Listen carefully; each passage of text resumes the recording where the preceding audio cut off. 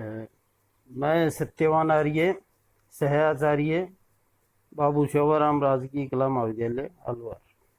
प्रिय विद्यार्थियों, आज हम भक्ति काल की जो विभिन्न परिस्थितियां हैं उनके विषय में विचार विमर्श करेंगे। आप ध्यान से सुने। हिंदी साहित्य का भक्ति काल संवत 1375 से संवत 1700 तक की अवधि में फैला हुआ है। 14वीं शताब्दी के अंत के साथ साथ देश की राजनीतिक, सामाजिक एवं धार्मिक परिस्थितियों में पर्याप्त परिवर्तन आ गया था।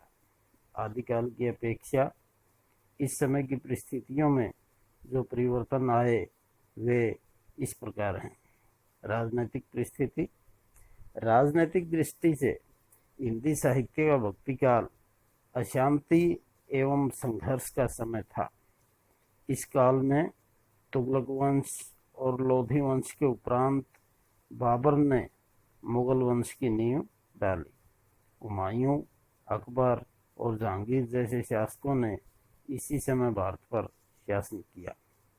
15वीं शताब्दी में प्रांतीय शासकों ने भी बल पकड़ा। राजस्थान में मेवाड़ की उन्नति हुई और वह शक्तिशाली शासन बन गया, जिसे पराजित करने के लिए अनेक तुर्क तथा मुसलमान शासकों को समय समय पर युद्ध करना पड़ा।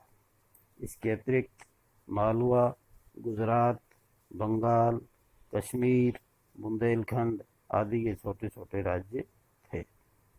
बाबर के आक्रमण के समय दिल्ली में लोधी वंश का राज्य था। पानीपत की पहली लड़ाई में बाबर ने इब्राहिम लोधी को पराजित किया और अनेक राजपूती रियासतों को भी जीता। राणा सांगा भी पराजित हो गए। इस प्रकार मुगल वंश की नींव पड़ी। बाबर की मृत्यु के बाद शेरशाह सूरी ने शक्ति प्राप्त कर ली और बाबर के उत्तराधिकारी हुमायूं को पराजित किया। शेरशाह के उत्तराधिकारी अयोग्य प्रमाणित हुए और मुगलों ने फिर सिंहासन प्राप्त कर लिया। अकबर मुगल बादशाहों में सबसे योग्य सिद्ध हुआ। इसके सामने छोटे छोटे हिंदू और मुसलमान शासकों ने घुटने टेक दिए। अकबर के समय राणा प्रताप मेवाड़ की स्वाधीनता के लिए आजीवन लड़ते रहे।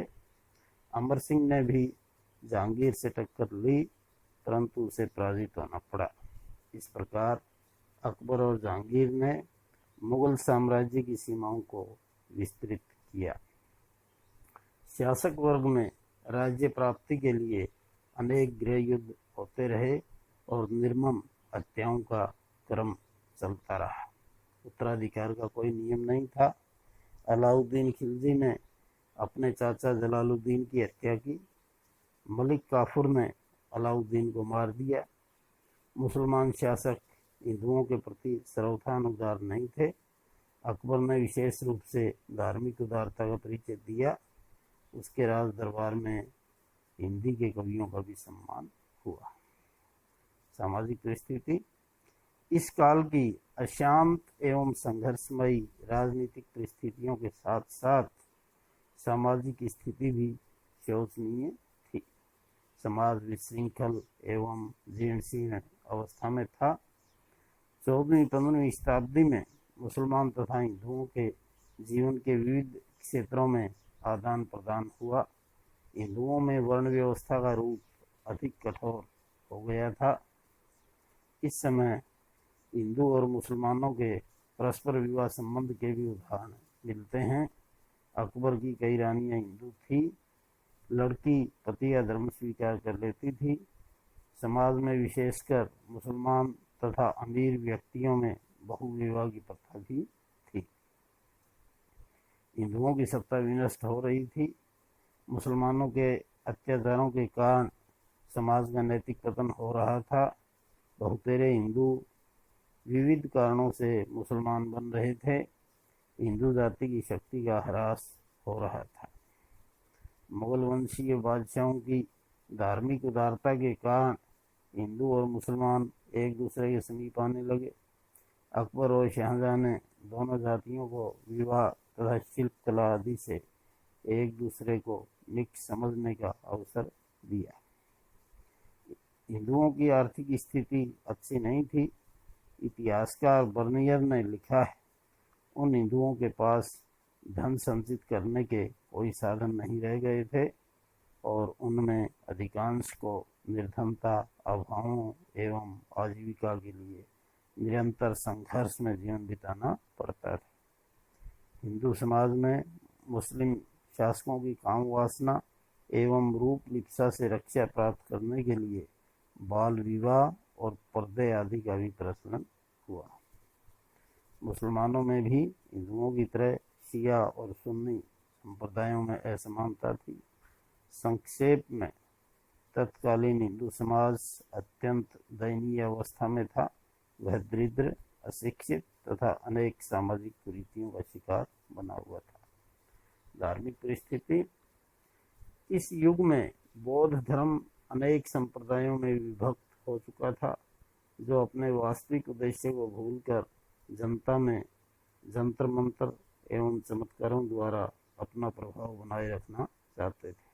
मंत्रयान, सहजियान आदि इसी प्रकार के संप्रदाय हैं। सिद्धों ने इसमें क्रांतिमूलक परिवर्तन किए। सिद्धों के उपरांत नाथ संप्रदाय का विकास हुआ, जिसे सिद्धों का विकसित रूप समझना चाहिए। इस प्रकार नाथपंथियों ने पर्याप्त सुधार किए, परंतु उनकी साधना पद्धति इतनी जटिल थी कि सामान्य जनता के लिए ग्राह्य नहीं थी। हिंदू धर्म में भी विविध संप्रदायों एवं मत मतांतरों का विकास हुआ। शंकर के अद्वैतवाद की प्रतिक्रिया में अनेक भक्ति प्रधान दार्शनिक वादों का विकास हुआ।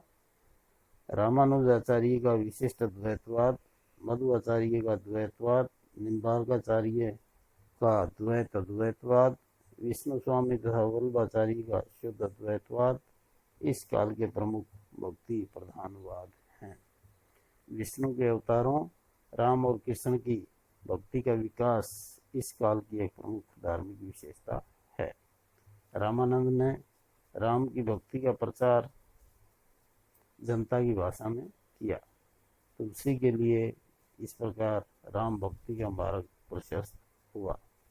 वल्लभाचार्य ने कृष्ण भक्ति का प्रचार किया, जिससे प्रभावित हो कृष्ण भक्ति काव्य का विकास हुआ।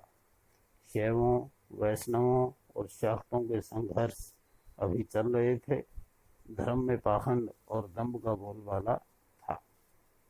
हिंदू और बौद्ध धर्म के अतिरिक्त सूफी मत का भारत में आगमन इस काल की महत्वपूर्ण धार्मिक घटना थी। सूफियों ने धार्मिक उदारता का परिचय दिया और हिंदू मुस्लिम एकता का प्रचार किया। इन पर भारतीय अद्वैतवाद का भी प्रभाव है। इस प्रकार भक्तिकालीन राजनीतिक वातावरण उथल पुथल, युद्ध और संहार का वातावरण था।